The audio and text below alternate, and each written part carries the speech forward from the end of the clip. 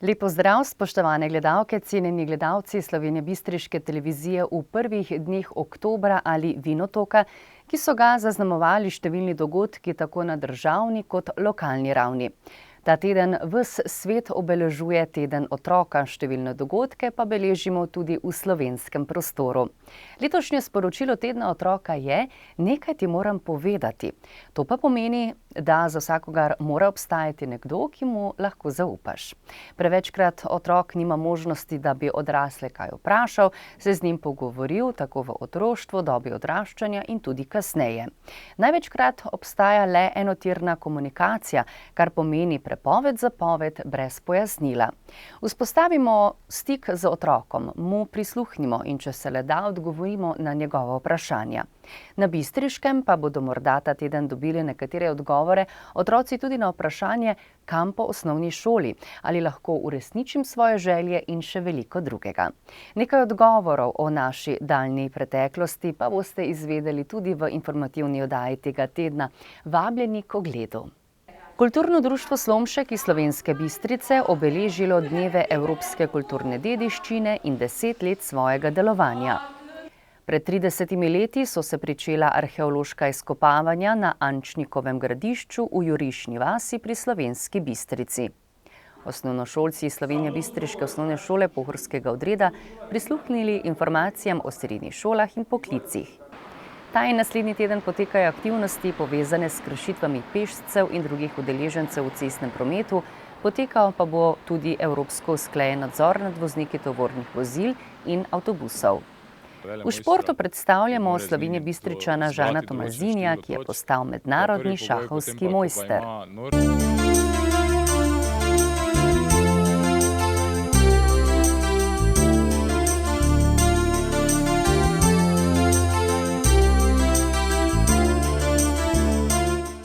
V rubriki Lokalne novice boste tokrat kaj več izvedeli o tem, kaj so otrokom pripravili člani kulturnega društva Slomšek, kaj so v 30 letih odkrili arheologi na Ančnikovem gradišču in katere poklice so spoznali osnovnošolci.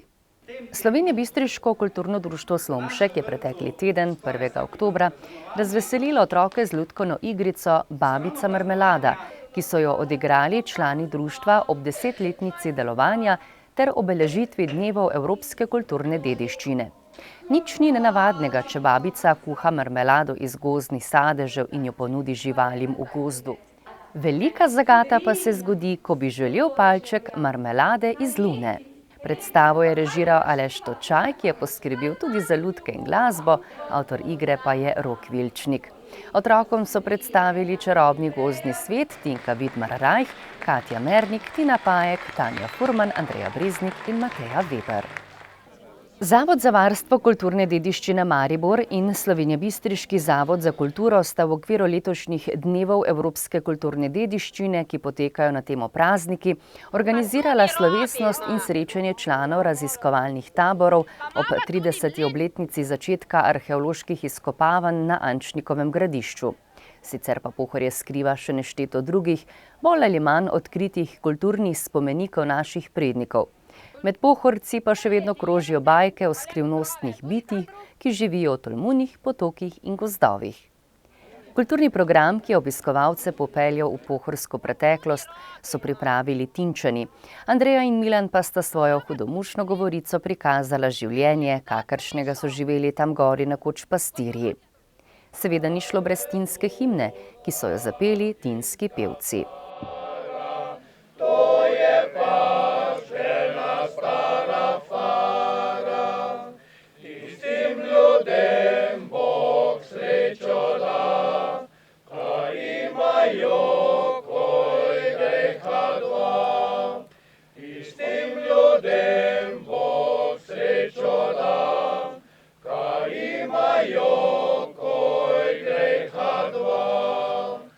Majo kraj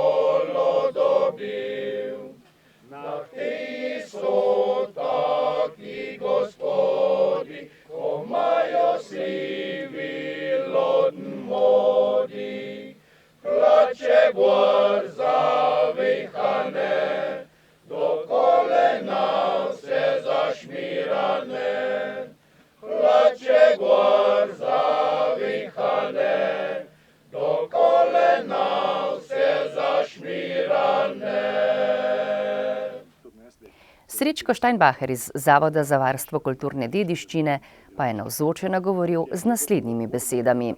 Letos praznujemo 25 let Dneva evropske kulturne dediščine in današnja prireditev ena izmed 400, ki so se tem tednu zvrstile širom po Sloveniji. Namreč tisti, ki se, kot rečemo, profesionalno ukvarjamo z kulturo, s tem področju, recimo, ki mi pokrivamo kulturno dediščino, se popolnoma zavedamo že nekaj časa, da sami vsega tega ne zmoremo. Zato poskušamo preko teh dnevov v te aktivnosti vključiti številne udeležence, predvsem šole, različne inštitucije, društva, organizacije in seveda ti dnevi so v teh desetletjih pokazali, da seveda je zanimanje izjemno veliko in da moramo v tem tempu tudi nadaljevati. Obiskovalcem je nekaj besed namenil tudi bistriški župan dr. Ivan Žagar. Slovenska Bistrica ima izjemno bogato kulturno dediščino in to Ančinovo gradišče je pač tisti mozaik, taki ta pravi, kar se tiče arheologije. Zdaj, kako so stvari potekale, smo že slišali gospoda Steinbacherja. Res je, da se torej skozi to gradišče prepletajo tudi druge zgodbe, ki so povezane tudi z izobraževanjem. In še čem, ne nazadnje, preko tega so tekli tudi recimo programi javni del, ki so vedno potem v zaključni fazi, ko so arheologi so spremljali pravzaprav arheologe, ko so še izkopavali, pa kasneje, ko so zapuščali, je bilo potrebno še nekatere stvari urediti, tako da se ni več zakopavalo, ampak da so obzidja ostala takšna, kot so. Tako da bi jaz seveda ob tej priložnosti najprej, zdaj sem že en cajt pri besedi, izrazil seveda priznanje vsem tistim, ki ste tukaj delali. Jaz verjamem, da se bo to nadaljevalo tudi še naprej.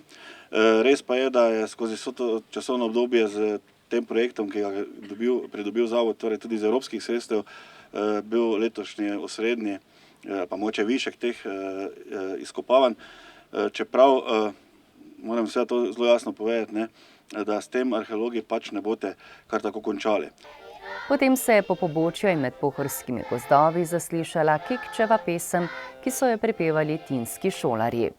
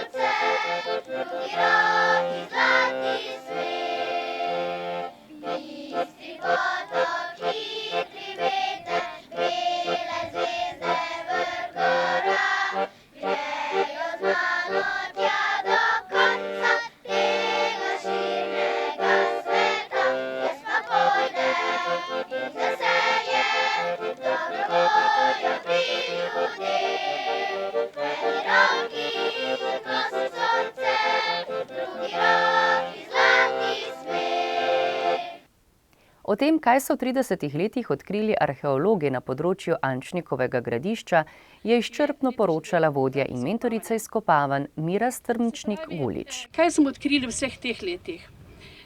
Tukaj je kasno antična naselbina in seveda zgodnja srednjeveška, kar pa je precej pravzaprav ni neobičajno, da so se v ostaline kasne antike oziroma v bivališča takratnih prebivalcev naselili priseljenci oziroma prebivalstvo zgodnjega srednjega veka, se pravi slovanski živelj.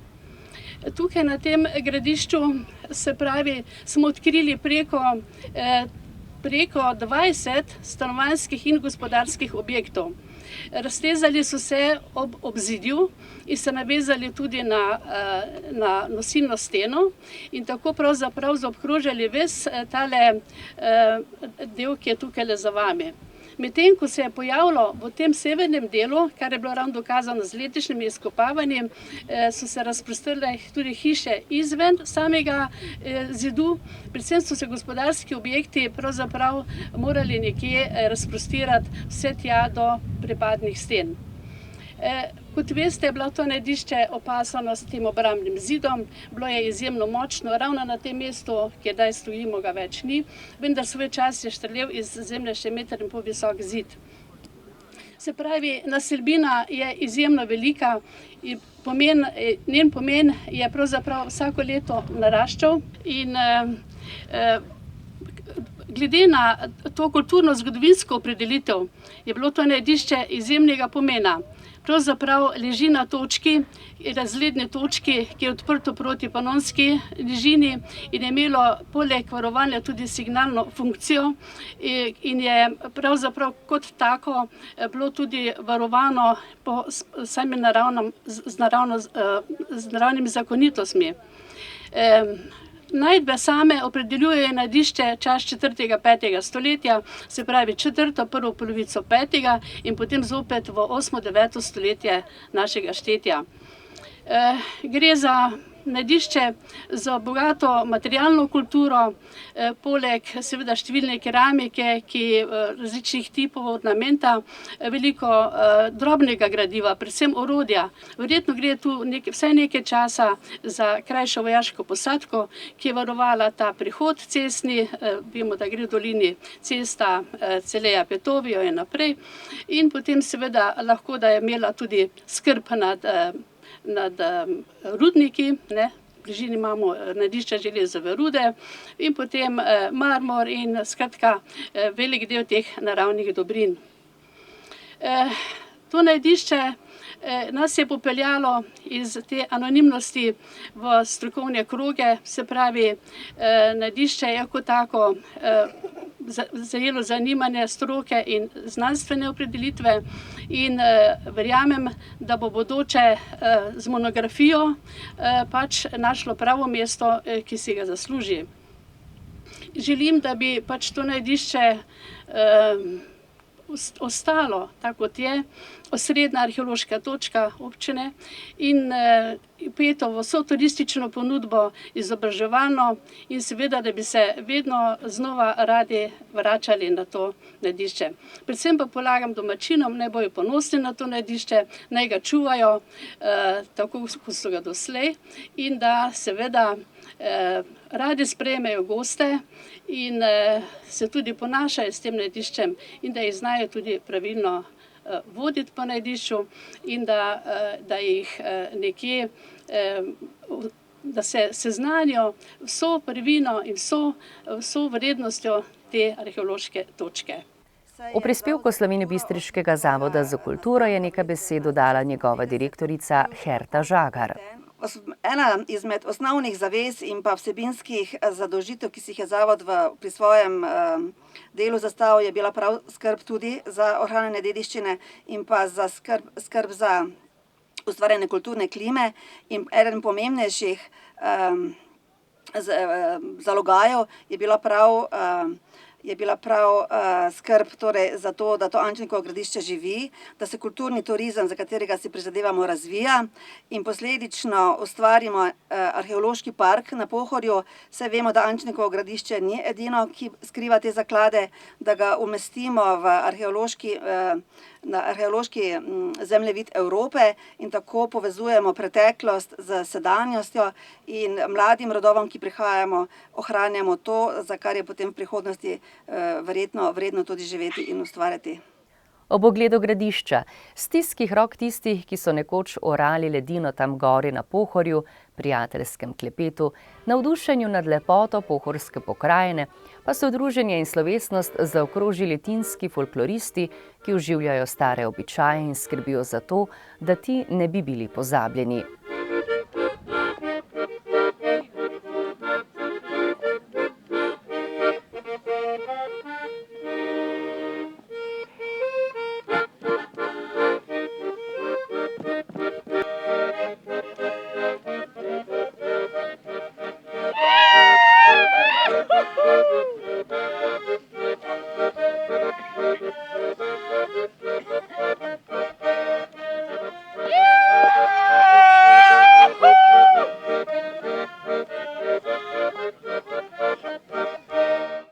Ob tednu otroka so na osnovni šoli pohorskega odreda Slovenska Bistrica pripravili več dejavnosti in prireditev.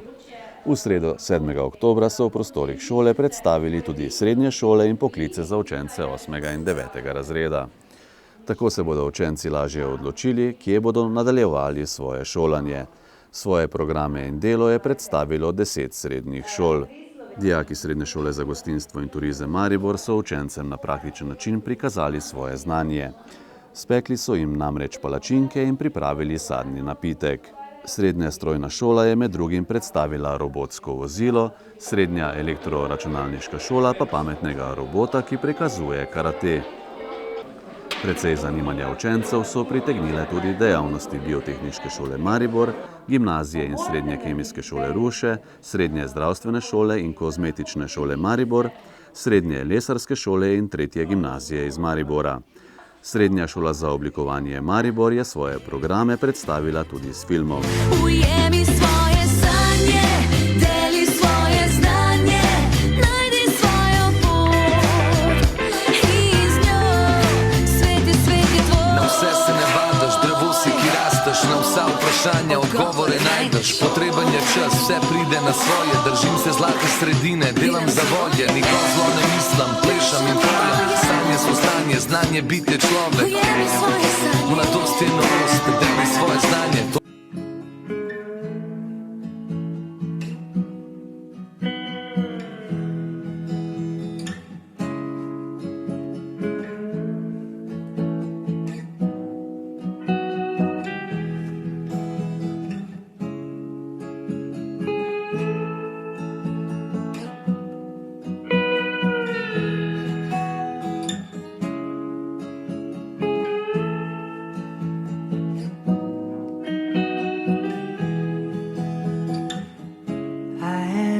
You to leave and pray for you to stay. I say don't hurt me, but I don't even care. As long as you're here to make a better day for me.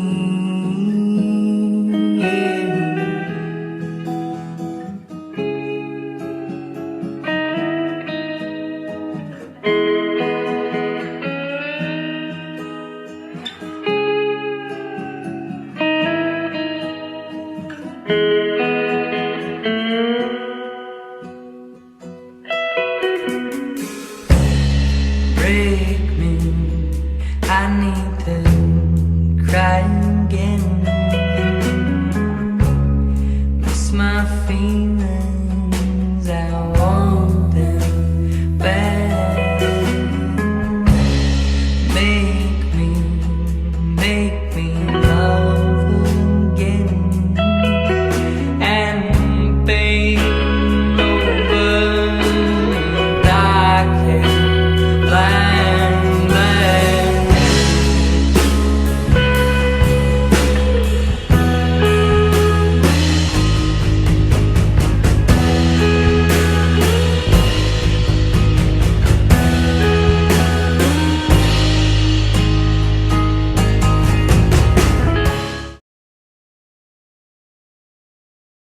Prav vsi učenci 9. razredov so spoznali dejavnosti Srednje šole Slovenska Bistrica, ki je izvedla tudi 3 delavnice in se prav tako predstavila s filmom.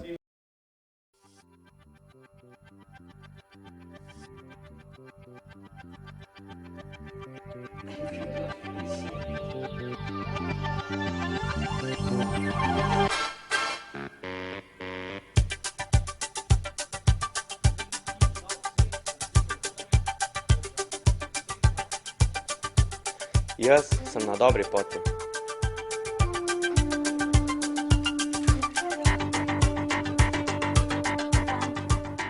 Midva sva na dobri poti.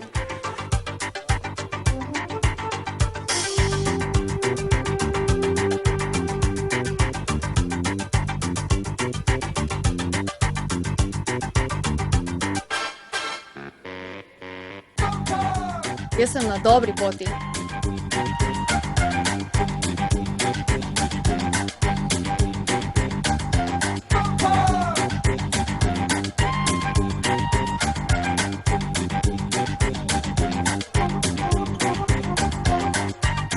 Jaz sem na dobri poti.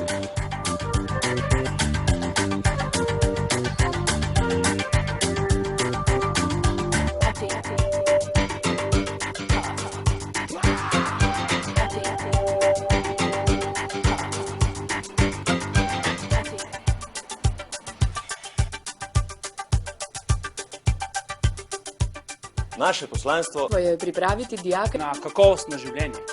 Mi smo tu zanje.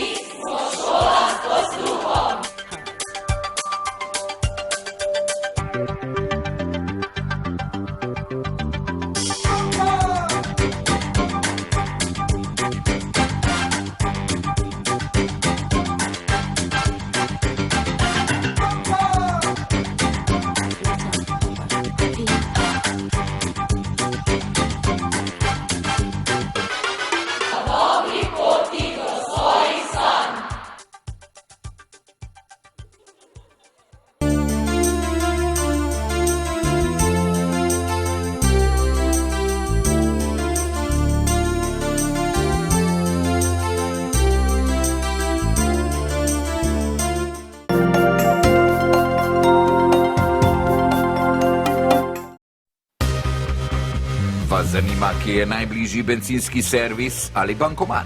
Dobra restauracija. Kakšen je delovni čas trgovin? Na pametni telefon ali tablico si z Google Playa naložite aplikacijo Pirs. In brezplačno boste izvedeli vse, kar vas zanima. Pirs, brezplačno na Google Playu. Živjo, kam hitiš? Si za kavo? Mudi se mi, imam še kup opravkov. Najprej moram na bankomat, k frizerju, v cvetličarno in rezervirati restauracijo za večerjo. Ustavi se, ti bom jaz pomagal. Ja, kaj pa imaš to? Na svoj pametni telefon sem naložil Pirs Android, najbližji bankomat imaš tam za vogalom, zraven je cvetličarna, frizerje v bližini, lahko takoj pokličeš. Evo, pa še številko od restauracije imaš tule. Odprem se ob 17. Pa tudi navigacijo lahko uporabiš. Super! A to vse si takoj našel s Pirs za Android? Koliko pa to stane? Brezplačno je. Obišči Google Play in si prenesi aplikacijo. Pirs za Android. Najhitrejše lokalno iskanje v Sloveniji.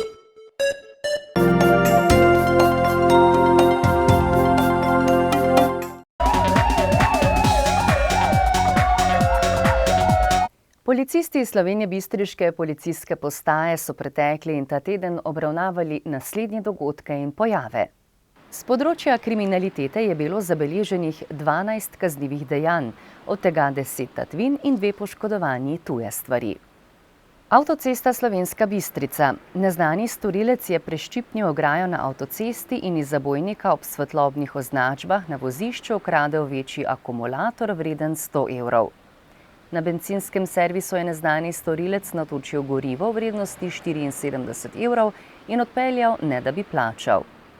Na parkirnem prostoru pokopališča je neznani tatič razbil avtomobilsko steklo in vlomil v osebni avtomobil, iz katerega je izmaknil žensko torbico. Škoda je za 500 evrov. Oplotnica. Neznani storilec je iz tovornega vozila iztočil okoli 200 litrov goriva, ker pa ga je lastnik zalotil pri nečednem početju, je pobegnil brez posod, v katerih je bilo gorivo. Pragersko. Občana je večkrat klical neznanec s telefonske številke 442 03 51 99 744 in mu v nerazumljivem angleškem jeziku obljubljal velik dobiček, če mu pove številko bančnega računa. Zato policisti opozarjajo občane, naj nikar ne nasedajo in zaupajo osebnih podatkov, posebej ne prek telefona ali internetnih povezav v zameno za velike zaslužke in nagrade. Neznani nepridiprav je vlomil v stanovanjsko hišo, medtem ko lastnikov ni bilo doma in odnesel denar, skupna škoda pa je 500 evrov. Zgornja Nova vas. Preko noči so neznanci ukradli 6 kubičnih metrov zložene hlodovine in občana oškodovali za 400 evrov. Zgornja Polskava. Iz odprtega avtomobila na parkirnem prostoru je neznani storilec ukradel žensko torbico, lastnico pa oškodoval za 500 evrov. Devina. Nekdo je pred lokalom ukradel kolo z motorjem Tomos APN modre barve z registrsko številko Maribor T3 670 ter lastnika oškodoval za 500 evrov. Z področja prometne varnosti so policisti zabeležili 18 prometnih nesreč, podali 2 obdolžilna predloga, izdali 24 plačilnih nalogov in začasno odvzeli 3 vozniška dovoljenja. Zaradi kršenja javnega reda in miru so posredovali 15-krat ter obravnavali prekršek zakona o tujcih. Policisti pa še sporočajo, da bo do konca naslednjega tedna trajala akcija, v kateri poostreno nadzirajo kršitev pešcev in drugih udeležencev v cestnem prometu. Preverjali pa bodo tudi voznike tovornih vozil in avtobusov.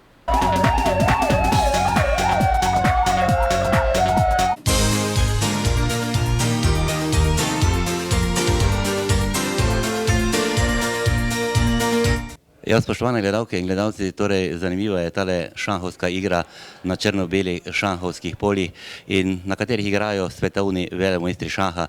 Bistričani pa smo od meseca septembra torej bogatejši za mednarodnega mojstra. Ta naziv si je priigral še ne 21-letni Žan Tomazini, član šahovskega kluba Impol iz Slovenske Bistrice. Žan, torej čestitke za tako velik dosežek v šahu.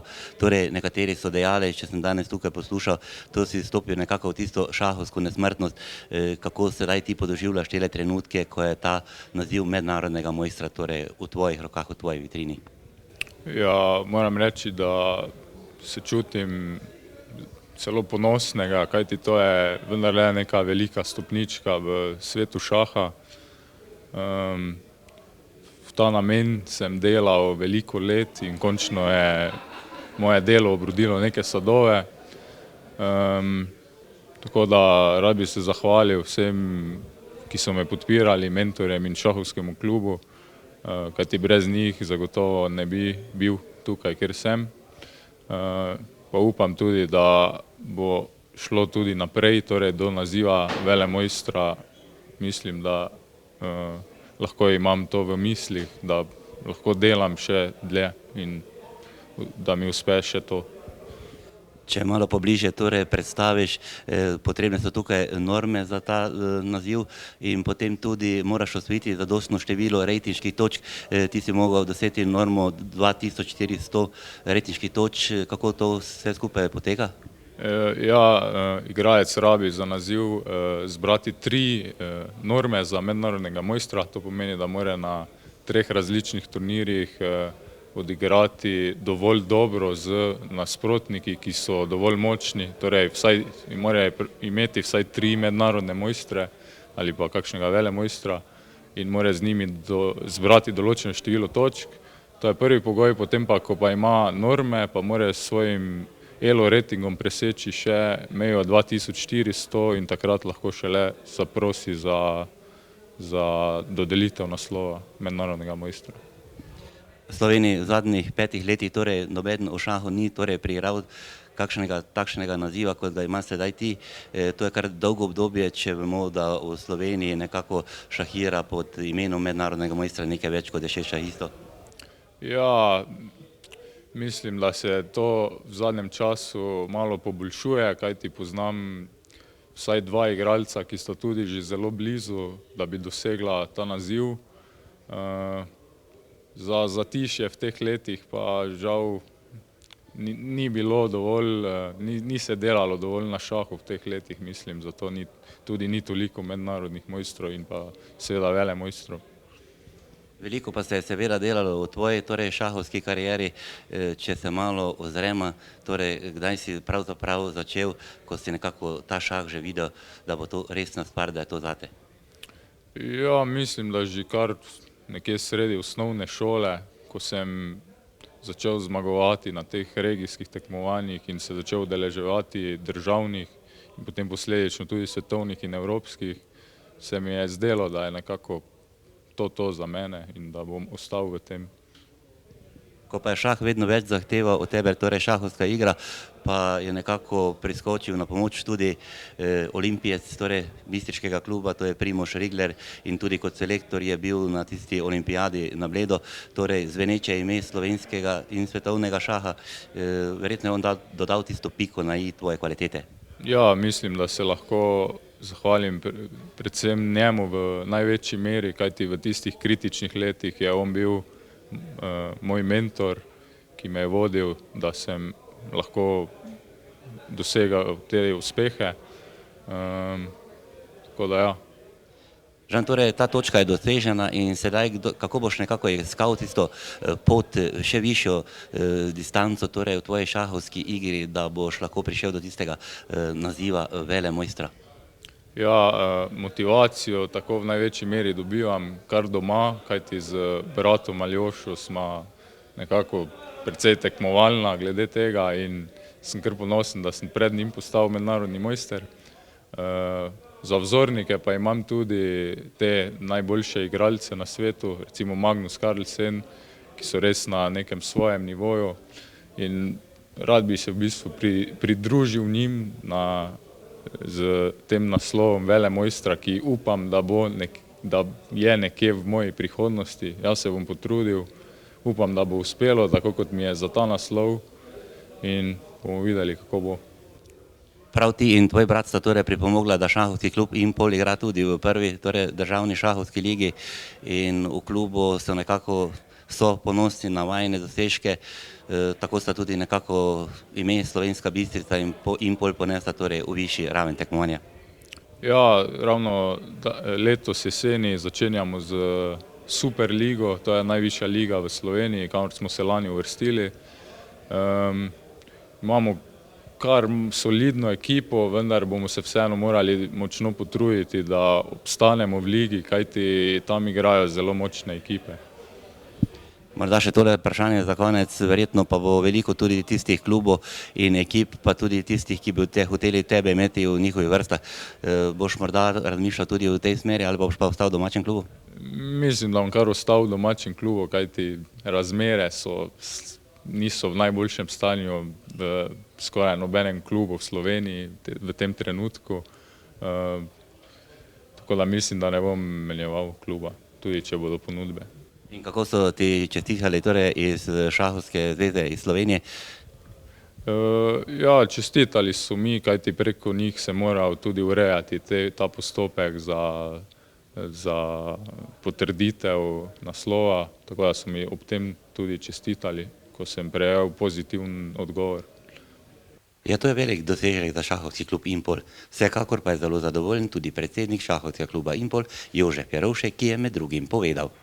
To je res izredna čast in smo šahisti ponosni, da je naš član našega kluba Impol dosegel ta laskavi naslov. To je vstop v prostor šahovske nesmrtnosti in jaz sem trdno prepričan, da se njegov šahovski razvoj pri tem še ni ustavil. Moram reči, da smo ponosni tudi zaradi tega, ker je to na nek način tudi plod dolgega tradicije šaha v Slovenski Bistrici od začetka, ko so Krulc, Šlatov, Maček, Čisar začeli to kraljevsko igro tukaj v Slovenski Bistrici in je pa seveda tudi plod izjemnega odpovedovanja, truda, predvsem moram tu omeniti družino, ki ima bratoma Tomazini stala vse skozi ob strani, številne mentorje, ki so ga spremljali v šahovskem razvoju, mogoče pri tistem kvalitetnem preskoku gospod Rigler ne bolj sodeloval, ampak vsi drugi so zaslužni in jaz upam, da je to spodbuda in tudi za mlade, za otroke, da bodo videli, da se tudi v šahu iz te bistriške sredine da stati nesmrtno v šahu. Ekipa pa torej jeseni štarta v Superligi, to pa je zopet velik zalogaj? To je še pa posebej veliko, bi rekel, priznanje, da smo tako visoko v slovenskem šahu, ampak seveda tudi velike obveznosti.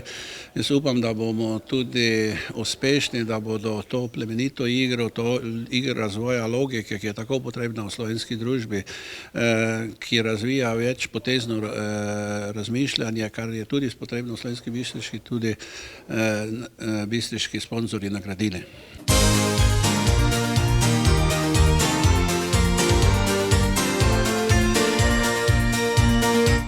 Spoštovani, oktober je danes nasmejan, jutri pa čemeren, takšna je pač jesen. Kljub vsemu pa moramo biti ob vsakem trenutku zbrani, kadar sedemo za volan svojega železnega konjička, saj bomo le tako omogočili sebi in drugim udeležencem v cestnem prometu, da bodo srečno prispeli na cilj. Pa srečno tudi vam, kjerkoli že boste.